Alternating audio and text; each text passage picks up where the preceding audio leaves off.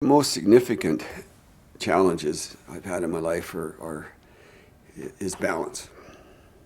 Okay, they're all related to balance, and by that I mean balancing how you think, balance how you feel, balance how you intuit, and I've always found that if you can balance your body, your mind, your spirit, that always has saved me.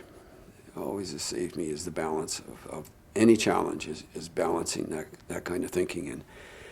And it actually is a system. Let's just say it's balancing the head, heart, gut. Okay. Often I would feel too much.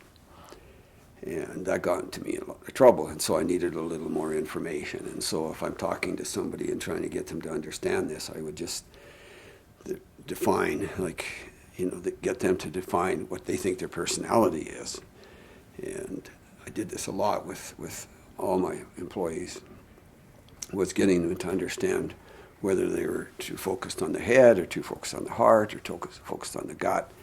And then they'd want to balance those so that all three of them, they would make the wisest decision. Okay. And the biggest time I ever got in trouble was constantly not using my head enough. I was always using my heart, and because of my passion. And so I'd always have to get a little more information.